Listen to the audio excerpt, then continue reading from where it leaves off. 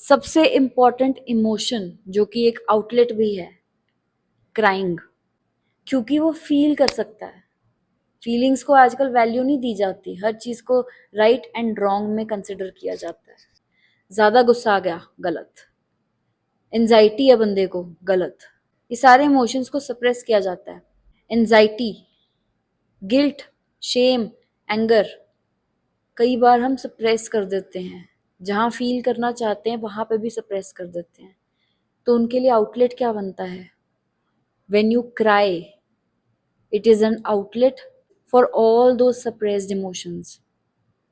आपकी लाइफ में आप कितनी बार हर्ट हुए होगे? ग्रीफ आप एक्सपीरियंस ज़्यादा देर तक नहीं कर पाए क्योंकि मैं लड़का हूँ, रोना अलाउड नहीं है, या मैं लड़की हूँ, क्या सोचेंगे, मुझे वीक समझेंगे, लोग क्या सोचेंगे। तो अगर आपके इमोशंस बहुत अंदर भर चुके हैं तो रोना ज़रूरी है। ग्रीफ एज एन इमोशन को रिजेक्ट मत करो, ग्रीफ को रिजेक्ट मत करो। उसके थ्रू ही आप अपने सारे पिछले इमोशंस को क्लियर कर रहे हो। किसी के साथ लड़ाई हुई थी, गुस्सा बहुत आया था, वो भी आपके आंसुओं के साथ क्लियर हो गया। जितना मुस्कुराना ज़रूरी है उतना बाकी इमोशंस को भी फील करना ज़रूरी है। जैसे कि अभी कंडीशनिंग हो रखी है कि ये चीज़ सही है, ये चीज़ गलत है, और आपने कुछ भी गलत कर दिया उसके लिए आपको शेम में डाला जाता है, गिल्टी फील कराया जाता है। आपने ये चीज़ क्यों की? कितने बेवकूफ़ हो आप। ऐसे इमोशंस, आप बेवकूफ़ नहीं हो, वो सिर्फ एक एक्सपीरियंस था। एक्सपीरियंस करो, जब फील करोगे तभी उसे लेट गो कर पाओगे।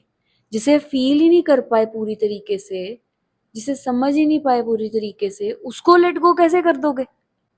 कर सकते हो तो कर लो, अच्छी बात है, लेकिन अगर कुछ फील करते हो तो पूरी तरीके से करके उसको लेट गो करो।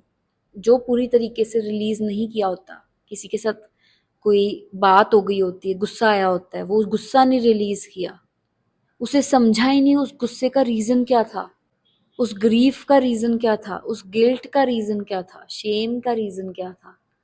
मैं इनसिक्योर फील कर रही थी, उस इनसिक्योरिटी का रीजन नहीं मैंने फील किया, तो वो इनसिक्योरिटी यही है और वो कंटिन्यू करेगी। सपोज मुझे ये कोई इनसिक्योरिटी है कि मैं कुछ भी, नोज की हो सकती है, चीक्स की, जॉ लाइन की हो सकती है, लुक्स की हो सकती है, बॉडी की हो सकती है, हेयर की हो सकती है, कोई भी इनसिक्योरिटी आपको है, अगर लोगों ने तो रिजेक्ट किया ही किया, आपने खुद भी कर दिया, आपने खुद का एक पार्ट ही रिजेक्ट कर दिया, फिर वो इनसिक्योरिटी क्या बन जाती है? यहाँ पे पेन हो रही है आपको क्योंकि आपने खुद को ही रिजेक्ट कर दिया। तो जो वो आंसू हैं वो उसे क्लियर करने में हेल्प करेंगे। जो वो ग्रीफ, खुद को बिट्रे करने की ग्रीफ है ना, उससे रिलीज आप आंसुओं के थ्रू करते हो। और अगर आप नहीं कर रहे और आप एक शील्ड वॉल क्रिएट करके बैठे हो कि मैं इसको अपने तक पहुंचने ही नहीं दूंगा, वो पहुंच चुकी है पर आप बस उसे एडमिट नहीं कर रहे हो, आप उस फीलिंग को एडमिट ही नहीं कर रहे हो जो आपने एक्सपीरियंस की है। और इसको एक्सपीरियंस करने के लिए ही मैंने अपनी एक वीडियो भी बनाई थी जर्नलिंग पे, कि अगर आप अभी रोने के लेवल पर नहीं आए हो तो जर्नलिंग करो। जर्नलिंग करके जब आप अपने एक्सपीरियंसेस को समझोगे, फिर इमोशंस को फील करोगे, फिर अंदर से इमोशंस अगर कुछ अभी भी बैठे हुए हैं अंदर तक भर के, वो रिलीज होंगे।